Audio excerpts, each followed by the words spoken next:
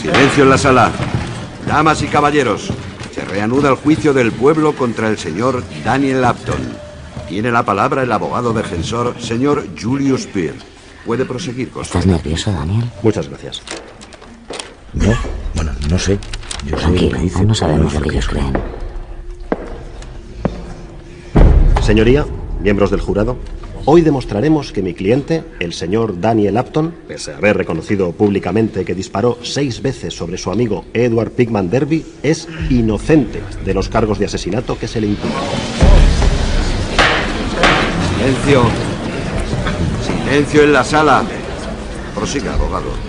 Sí, he dicho inocente de los cargos de asesinato. Y lo demostraremos, del mismo modo que demostraremos que si de algo se puede considerar culpable a mi cliente, es de intentar librar al mundo de un horror impensable del que solo él ha sido testigo.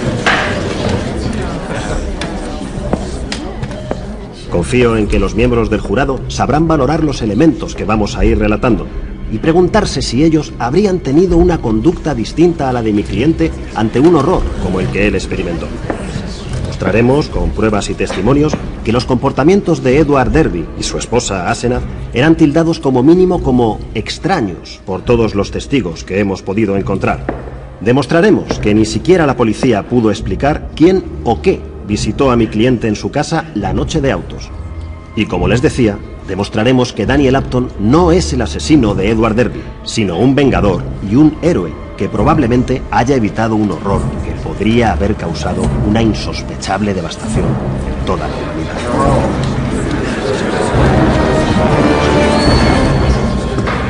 Vaya, pues sí que es un buen abogado. Sí, es mejor. Y sobre todo parece realmente convencido de que eres inocente. Es que lo soy. La defensa llama a declarar a Rose Slam. Rose Slam, la vecina de los Derby en Arkham. Su declaración es clave. Ella vivió de cerca los cambios de Edward. Sí, pero quería mucho a Edward, ¿eh? Y sí le da por... Tengo que confiar. ¿Jura usted decir la verdad, toda la verdad y nada más que la verdad? Lo juro. Señora Slam, ¿conocía usted al señor Edward Pigman Derby, el hombre de cuyo asesinato se acusa a mi cliente? Sí, señor letrado. ¿Puede contarle al jurado cuál era su relación con la víctima? Nosotros vivíamos en Arkham y éramos prácticamente vecinos de la familia de Edward. Y yo le conocía desde la infancia. ¿Podría en tal caso describirnos cómo fue la infancia de Edward Derby? Pues Edward era unos años menor que yo. Era hijo único y quizás un poco frágil físicamente. Sus padres le dedicaban todos sus cuidados. Era raro verle fuera de su casa sin su niñera. Excepto contigo, Daniel. Contigo sí que jugaba. ¿Podría decirse que era un chico peculiar? Supongo que sí. Era reservado, muy reservado, pero al mismo tiempo un estudiante genial. Se refugiaba mucho en su imaginación. A los 7 años escribía unos poemas tenebrosos y fantásticos. Los profesores le adoraban. ¿Qué relación tenía la víctima con Daniel Upton, el acusado? Eran muy amigos. A los dos les gustaban las historias terroríficas y se reunían para leerlas. Recuerdo que todas las tardes Edward visitaba a Daniel. Desde casa siempre le oíamos llamar a la puerta. Incluso tenían una señal secreta. Es verdad. ¿Cómo empezó aquello de la contraseña? En realidad solo la usaba él. Le gustaba llamar con la vieja aldaba de la puerta en vez de con el timbre. Claro, como en las películas de terror. Sí. Era muy de Edward hacer ese tipo de cosas. Pasaron juntos toda su infancia y juventud hasta que los dos se licenciaron. Edward estudió literatura francesa e inglesa y Daniel arquitectura, pero aún así siguieron muy unidos. Edward empezó a publicar relatos y se convirtió en un escritor medianamente conocido. Y Daniel empezó a trabajar en un estudio y se casó. ¿Y Asenath Wade, la mujer de Edward, en qué momento aparece en esta historia? Pues aún pasaron algunos años, porque Edward era muy tímido con las mujeres. Es ese Edward, Daniel. Este es el momento en el que viene a hablarte de Asenath. La acaba de conocer. ¿Asenath Wade? Sí, ¿La hija del viejo Efraín Wade? la misma. Pero, Edward, esa chica... ¿Qué? ¿Me vas a venir con lo que todo el mundo? No. Quiero decir que... es mucho más joven que tú, ¿no? ¿Dónde la has conocido? En las reuniones literarias de la universidad. Nos interesan las mismas cosas. Y me gusta mucho, Daniel. Tienes que conocerla. Es lista, inteligente, misteriosa. Sí, sobre todo misteriosa. Y más con esa familia, joder. ¿De dónde provenía la señorita Asenath Wade? Era descendiente de una familia adinerada de Innsmouth, una población cercana de la que se contaban leyendas extrañas, historias sobre pactos con el diablo, seres no del todo humanos. Oye, ¿Y has estado en la mansión del viejo Efraín? Mis padres contaban que antes de que muriera, sus ventanas siempre estaban tapiadas con tablones y que se oían voces en el interior de la casa. ¿Qué va? Eso son tonterías de la gente. Hombre, Edward, cuando el río suena... Te digo que no.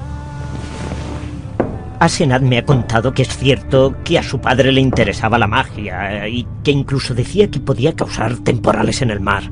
Pero no hay nada más. Uy, sí que hay algo más. Hay muchas cosas más. Bueno, yo he oído que Asenat también presume de saber provocar tormentas y que en la universidad hipnotizaba a sus amigos haciéndoles hablar con su propia voz. Eso son estupideces. La gente condena todo lo que se sale de su mundo minúsculo de supermercados y televisión. Es inútil, Daniel. Está enamorado. Y de hecho me parece que ha venido aquí para contarte algo más. Pero yo he venido aquí para comunicarte otra cosa. ¿Qué es esto? Ábrelo y verás. El señor Edward Derby y la señorita Asenat Wade se complacen en invitarle a su enlace matrimonial. ¿Te vas a casar? Entenderé si no quieres ir. No. Por supuesto que iré. Me alegro, porque de hecho quería pedirte que fueras mi testigo. Claro, Edward. Si tú eres feliz, yo... Soy muy feliz, Daniel. Entonces, cuenta con ello.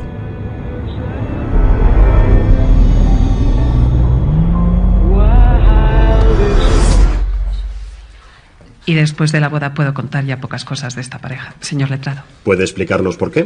Pues porque perdimos mucha relación con ellos. Edward volvió de su luna de miel muy cambiado, todavía más reservado, más pensativo, más triste. Hacía cosas extrañas. Pasó de no saber conducir a hacerlo constantemente y de una manera temeraria. Como solía conducir a Asenat antes de la boda, de hecho. A ella solo la vimos una vez más. Estaba muy envejecida, muy distinta. Después de la luna de miel. Sí, bueno, en realidad desde que volvieron de la luna de miel se rumoreaba... Bueno, que Edward se parecía mucho a su mujer. Y no solo eso. También se decía que ella se parecía cada vez más a su padre, el viejo Efraín. Sé que suena raro, pero un día mi marido, mi hijo y yo vimos algo que... ¿Qué vieron, señora Aslam? Pues una tarde después de la boda nos acercamos a su casa para llevarles el regalo, nuestro regalo. Nos abrió la puerta una de las horribles criadas que contrataron durante su viaje de novios por Europa. Nos dijo, nos extrañó mucho, porque nos pareció oír ruidos arriba, pero nos dijo que ni Edward ni Asenat se encontraban en casa. No la creímos, por supuesto.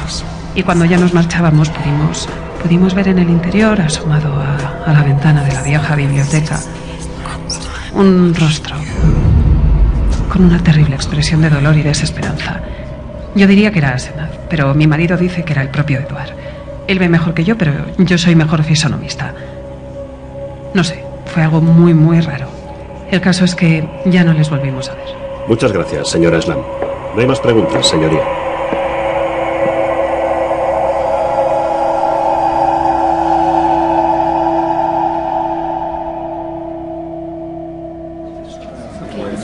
¿Cómo lo has visto? ¿Estás más tranquilo?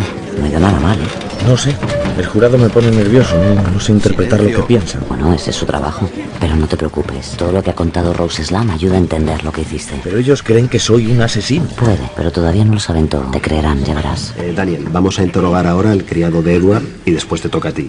Quiero que estés tranquilo. Estoy tranquilo. Pues sigue así. La defensa llama a declarar al señor Lewis Barrison.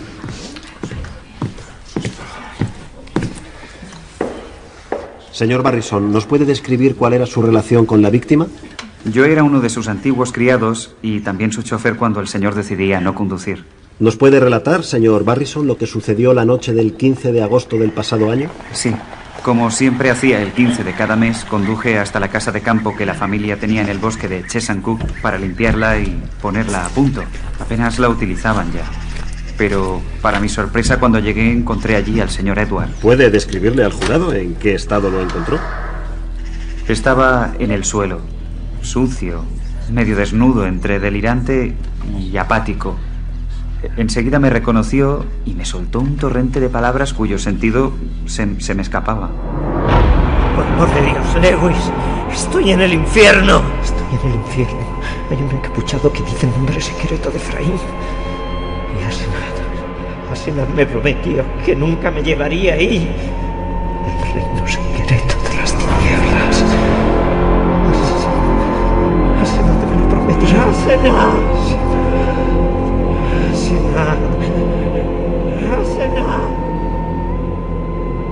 Estuve más de 1 hora intentando tranquilizarle. Me acerqué al pueblo para comprarle algo de ropa y al día siguiente volvimos a Arkham. Durante el viaje se sumió en un reconcentrado silencio. Ya de noche, cuando pasábamos por Portland, el señor Edward masculló una ristra de insultos destinados a su mujer, la señora Asenath. Días más tarde me enteré de que no era la primera vez que alguien traía a casa al señor desde tremendas distancias. Tengo entendido que el señor Daniel Upton también tuvo que hacerlo en alguna ocasión. ¿Cómo describiría la relación en este tiempo entre Edward Derby y su esposa? Como muy tirante. Apenas se veían. Yo creo que estaban separados. El señor Derby evitaba a su mujer. ¿Y con el acusado, el señor Daniel Upton? El señor Daniel venía a menudo a visitar al señor. De la señora Asenath prácticamente no hablaban. Ese asunto desagradaba profundamente al señor Edward. Las conversaciones se concentraban exclusivamente en los viajes que ambos planeaban realizar en verano. Pero a mí eso de los viajes... De hecho, la salud del señor no progresaba con la rapidez deseable. Tenía algunos momentos de alegría, pero enseguida le seguían ataques de histeria y estados de depresión. Tengo entendido que, de hecho, en Navidad el señor Edward sufrió otro ataque de pánico del que precisamente usted y el señor Daniel fueron testigos. Sí, estaban los dos planeando uno de sus viajes imaginarios. De repente el señor empezó a ponerse muy nervioso. ¡Mi cerebro, Dios mío, Daniel! ¿Qué te pasa, Edward? ¡Está tirando! ¡Golpea! Edward. ¡Desgarra esa bruja! ¡Daniel! ¡Efraín! ¡Efraín! Tranquilízate, por Dios. Ven, siéntate aquí, bebe esto. El señor Upton volvió a sentarle en la silla y le obligó a beber una copa de vino. No opuso la menor resistencia, pero sus labios no cesaban de moverse como si estuviera hablándose a sí mismo. Trata de volver a hacerlo. Debía suponerlo. Daniel, si te hicieras una idea de lo horrible que es todo esto. Después cayó en una especie de sopor. Le coloqué unos almohadones debajo del cuerpo y dejé que el sueño se apoderase de él. No llamamos al médico. Los dos sabíamos muy bien lo que éste iba a decir sobre su estado mental y temíamos que le internase. Y de todos modos terminó en el mismo sitio. Muchas gracias, señor Barrison. No hay más preguntas, señoría.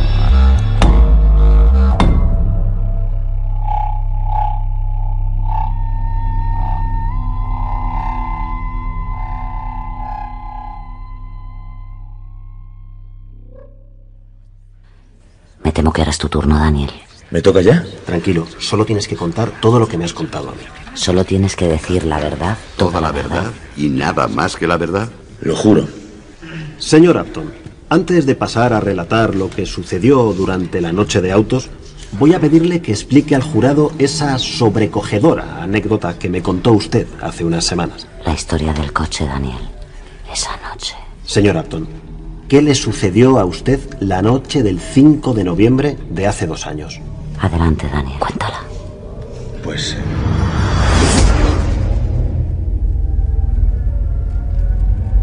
Edward y yo volvíamos de una cena con unos amigos comunes. Yo conducía. En el primer tramo estuvimos comentando la cena. Él parecía un poco tenso, ajeno, pero dentro de lo normal. Pero poco a poco empecé a notarle más callado, como abstraído. ¿Estás bien, Edward? No nos queda ya mucho para llegar. Dime una cosa, Daniel. ¿Lo has notado? ¿Tú lo has notado? ¿El qué he notado? Su presencia. Ha estado allí. Yo sabía que iba a estar allí. ¿Que iba a estar allí quién? ¿De quién me hablas, Edward? Creo que habla de ella. Daniel, ¿tú recuerdas sus ojos feroces?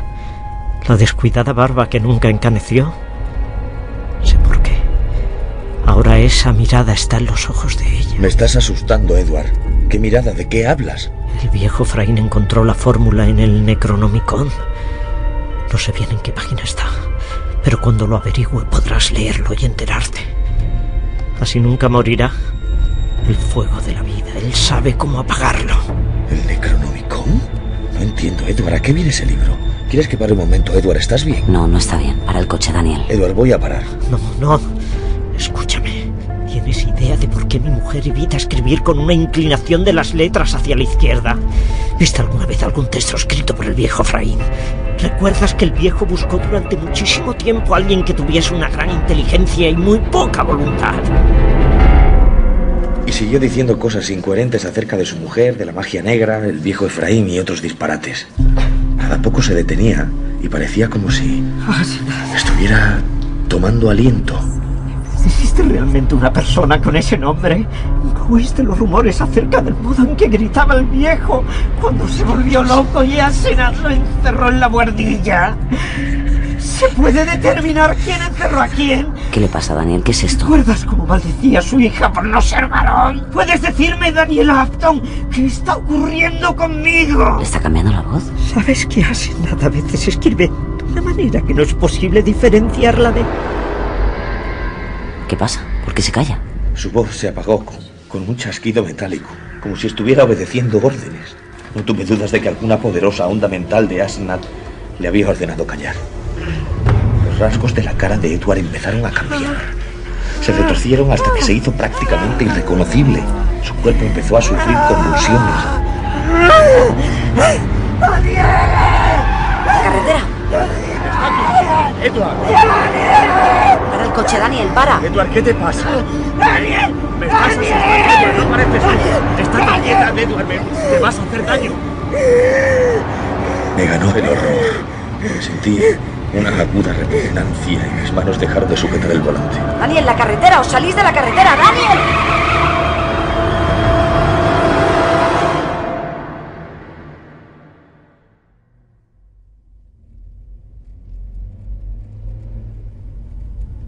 Creo que perdí el conocimiento por unos segundos. Cuando volví en mí, estaba en el asiento del copiloto. No recuerdo cómo llegué allí, pero al volante estaba Edward. Bueno, una monstruosa criatura que se parecía a Edward y a Asenath y al viejo Efraín. Espero que no te preocupes por el acceso que tuve hace un rato, mi querido Apton. Sabes muy bien cómo son mis nervios. ¿Cómo? ¿Pero qué es esto? Te pido disculpas por las molestias que te he causado y te agradezco mucho que me lleves a casa. Este no es Edward. ¿Quién eres tú? ¿Dónde está Edward? Te pido que olvides todas las majaderías que haya podido decir acerca de mi mujer y en general todos los demás dislates con que te haya abrumado. Ok, déjalo, Daniel. Ahora lo primordial es llegar vivo a casa.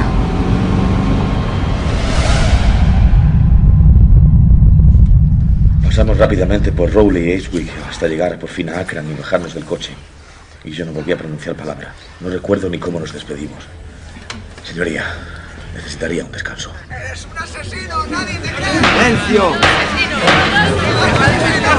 ¡Silencio! ¡Haré desalojar la sala! ¡No lo vas a pagar! ¡Podrías entenderla! Señor letrado, pueden tomarse un minuto de descanso. No me creen. El jurado no me cree. Cuando les cuentes la historia entera te creerán. Vaya si te creerán.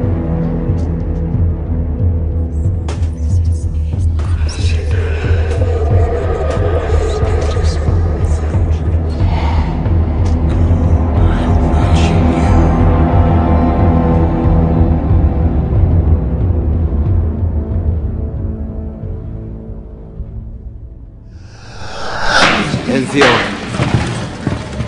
Señor Apton, vamos a continuar. ¿Se encuentra usted ya en condiciones? Sí, gracias, señoría. Abogado, puede continuar con el interrogatorio. Señor Apton, quiero que le cuente al jurado cómo fueron sus últimos encuentros con el señor Edward Derby. Semanas después de la crisis que acabo de relatar, tuvo lugar el episodio del bosque con el señor Barrison y unos cuantos ataques más. Preferí no preguntarle nada a Edward y que fuese él quien sacara la conversación. Unas semanas más tarde me dijo que había hablado con su mujer, Asenath. Amigo Daniel, no te he contado que hace unos meses, mientras los criados estaban ausentes, hablé con Asenath y le arranqué la promesa de que me iba a dejar tranquilo. Se puso furiosa, pero no tuvo más remedio que hacerlo. Hizo las maletas y salió para Nueva York. Yo pensaba que así me libraría de todo lo que me estaba haciendo. Tú mismo fuiste testigo de una de esas mutaciones en el coche. Asenath se apoderó de mí, ¿lo recuerdas? Joder, como para no recordarlo. Yo creía que si ella se iba lejos no iba a poder hacérmelo más. Daniel, mi único objetivo era salvarme. Asenath quería apoderarse de mí para siempre. Yo solo quería salvarme de ellos. ¿Salvarte de quién es Edward? ¿De Asenath y de quién más? Su padre, Daniel. En el coche lo vi claro. Ella no es Asenath. sino el mismísimo viejo Efraín. El viejo se refugió en el cuerpo de su hija cuando sintió que iba a morir. ¿Lo entiendes? Igual que ella pretende hacer ahora conmigo. ¿Acaso no has visto relucir muchas veces en los ojos de Asenath los diabólicos ojos del viejo? ¿No te has fijado en que esa misma mirada aparece en mis ojos cuando ella se apodera de mí? Reconozco que en esos momentos yo creía que Edward estaba completamente loco. El hecho es que su salud se agravó mucho a partir de aquella noche. Su criado me contaba que sufría espantosos ataques en los que incluso llegaba a producirse lesiones. Y tras consultar con su médico de cabecera y con su abogado, se tomó la dolorosa decisión de ingresarlo en el sanatorio de Akram. ¿Tú pagaste parte del tratamiento? Comencé a visitarle 2 veces por semana. ¿Experimentó la víctima alguna mejoría? No mejoró. Daniel, tenía que hacerlo. Tenía que hacerlo. Se apoderaba de mí. Daniel, sálvame. ¿Qué has hecho, Edward? Tuve que acabar con ella. Pero sigue aquí. Todos siguen aquí. Dios, no tienes remedio. Se encontraba en ese estado tan opuesto a su forma de ser. Era la misma mirada de Asenath y del viejo Efraín. Dice usted que estaba ante el alma de Asenath. Entonces, ¿dónde estaba el verdadero Edward? Eso mismo me pregunté yo. ¿Quién era el ser que me miraba a través de los ojos de Edward? Comencé, a obsesionarme con que Edward pudiera salir en libertad. ¿Qué sería capaz de hacer? Y sí, ellos tenían planes para él. Y fue una noche cuando el más espantoso horror se abatió sobre mí. ¿Qué pasó esa noche? El teléfono sonó al filo de la medianoche. Descolgué el auricular. ¿Sí? Pero no parecía haber nadie al otro lado. Ya estaba a punto de colgar cuando... Espera. ¿Oyes eso? Creí captar un tenue gemido al otro lado de la línea.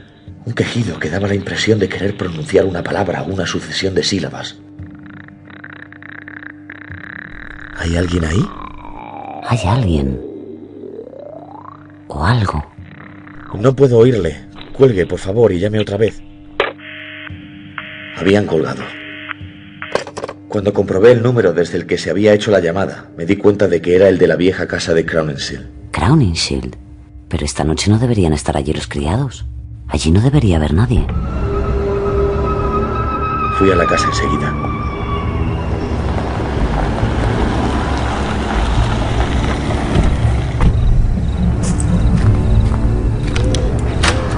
Lo que me encontré fue un escenario lleno de huellas. Tierra, un armario desvalijado, unas marcas enigmáticas en el teléfono, papeles desperdigados y un hedor que impregnaba todos los rincones de la casa. ¿Hola? ¿Hola? ¿Hay alguien ahí?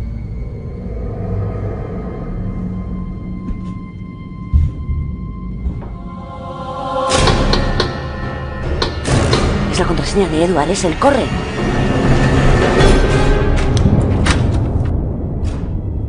Al abrir la puerta, una corriente de aire fétida casi me hizo desmayarme. En el umbral pude ver una figura raquítica y jorobada. Llevaba puesto uno de los abrigos de Edward. Los bajos rozaban con el suelo y las mangas le cubrían las manos.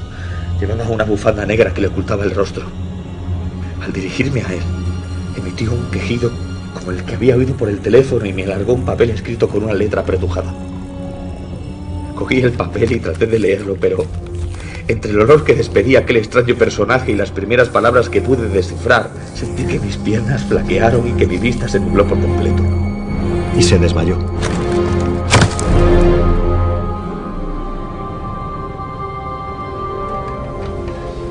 Cuando recobré el sentido me hallaba tendido en el suelo con aquella hoja de papel entre las manos.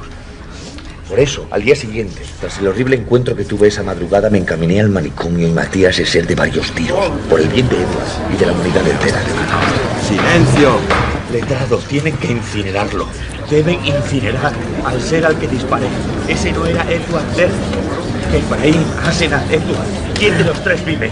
A mí no me van a arrebatar mi cuerpo. Señores, por favor, silencio. Tranquilízate, Daniel. Señoría, tengo en mis manos esa nota manuscrita.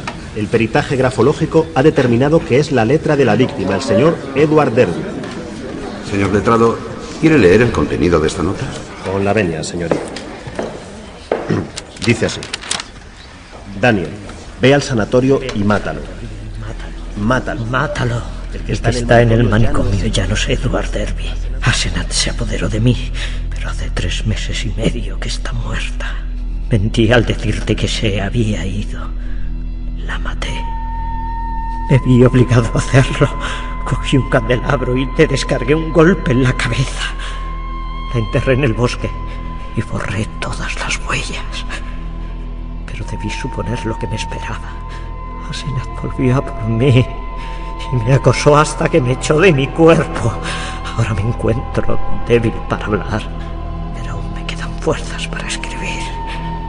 Daniel, mata a ese demonio y asegúrate de que se incinere el cadáver. Si no lo haces, seguiré pasando de un cuerpo a otro eternamente. Hasta siempre, Daniel. Hasta siempre, Daniel. Has sido un excelente amigo. Firmado Edward Derby.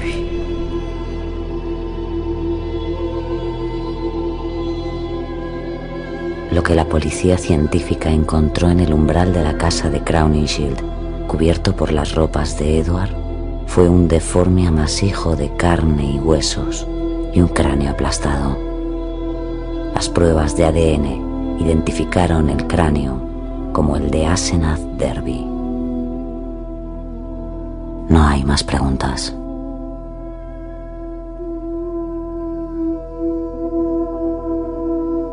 El ser en el umbral, de H.P. Lovecraft.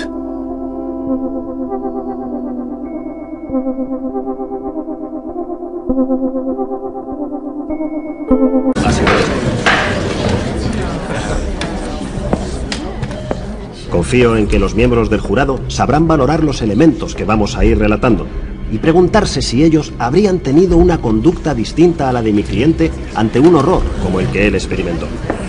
Mostraremos, con pruebas y testimonios, que los comportamientos de Edward Derby y su esposa Asenath eran tildados como mínimo como extraños por todos los testigos que hemos podido encontrar. Demostraremos que ni siquiera la policía pudo explicar quién o qué visitó a mi cliente en su casa la noche de autos. Y como les decía, demostraremos que Daniel Upton no es el asesino de Edward Derby, sino un vengador y un héroe que probablemente haya evitado un horror que podría haber causado una insospechable devastación en toda la humanidad.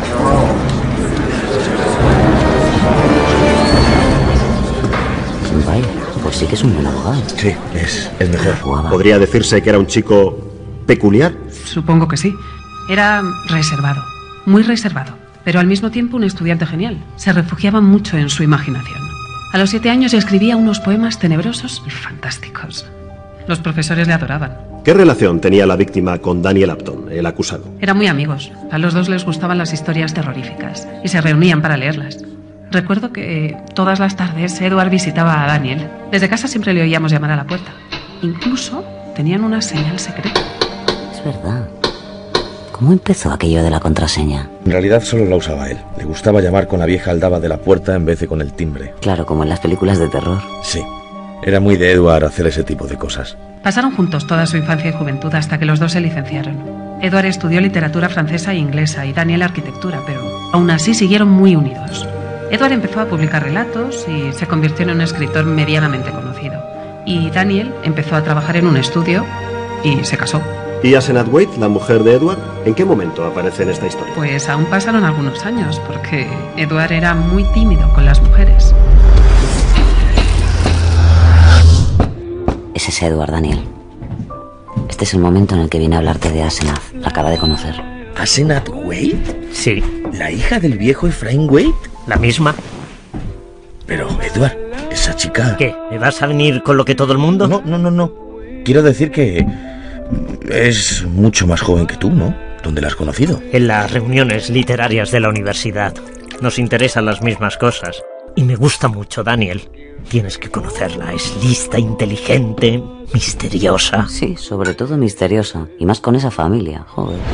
¿De dónde provenía la señorita Asenath Wade? Era descendiente de una familia adinerada de Innsmouth, una población cercana de la...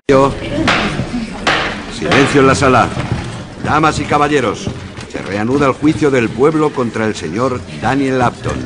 Tiene la palabra el abogado defensor, señor Julius Peer. Puede proseguir con... ¿Estás nervioso, Daniel? Muchas gracias. No, bueno, no sé. Yo sé Tranquilo, lo que hice, aún no sabemos pero lo que ellos creen. Señoría, miembros del jurado, hoy demostraremos que mi cliente, el señor Daniel Upton, pese a haber reconocido públicamente que disparó 6 veces sobre su amigo Edward Pigman Derby, es inocente de los cargos de asesinato que se le imputan. Silencio. Silencio en la sala. Prosiga, abogado. Sí, he dicho inocente de los cargos de asesinato. Y lo demostraremos, del mismo modo que demostraremos que si de algo se puede considerar culpable a mi cliente, es de intentar librar al mundo de un horror impensable del que solo él. Y sobre todo parece realmente convencido de que eres inocente. Es que lo soy. La defensa llama a declarar a Rose Slam. Rose Slam, la vecina de los Derby en Arkham. Su declaración es clave. Ella vivió de cerca los cambios de Edward. Sí, pero quería mucho a Edward, ¿eh? Y sí le da por... Tengo que confiar. ¿Jura usted decir la verdad, toda la verdad y nada más que la verdad? Lo juro. Señora Slam, ¿conocía usted al señor Edward Pigman Derby, el hombre de cuyo asesinato se acusa a mi cliente? Sí, señor letrado. ¿Puede contarle al jurado cuál era su relación con la víctima? Nosotros vivíamos en Arkham y éramos prácticamente vecinos de la familia de Edward. Y yo le conocía desde la infancia. ¿Podría en tal caso describirnos cómo fue la infancia de Edward Derby?